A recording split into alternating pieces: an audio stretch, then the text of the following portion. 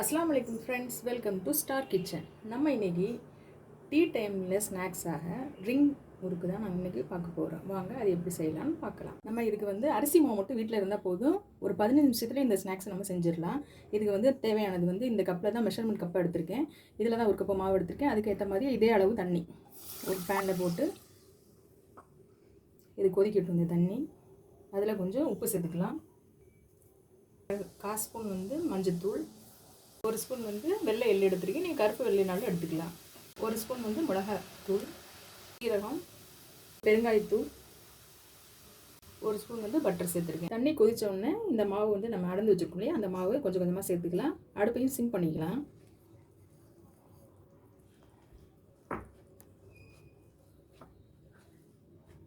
மாவை வேற ஒரு பாத்திரத்துக்கு மாற்றிடுவோம். கொஞ்சம் ஆறுற வரையும், சூடு பொறுக்கிற வரையும், நம்ம கை சூடு பொறுக்கிற வரையும் கொஞ்சம் மூடி வச்சிடலாம்.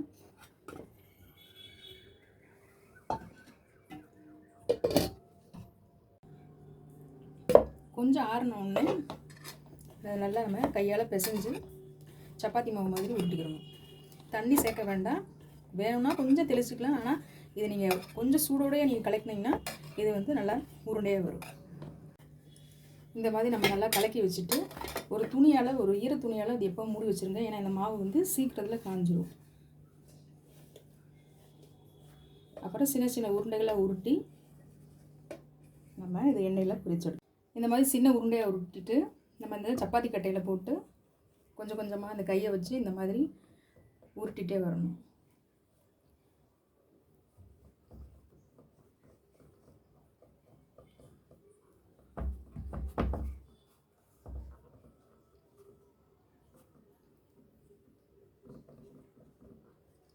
இதை நம்ம ஒரு கை விரல் வச்சு இந்த ரிங் மாதிரி ஒரு சுற்றி இதை கட் பண்ணி இதை ஜாயின் பண்ணிடணும்.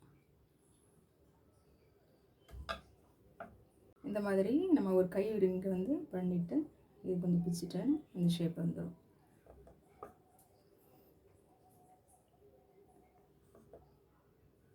இப்படி ஒவ்வொன்றா செஞ்சு நம்ம ஒவ்வொரு பேட்சாக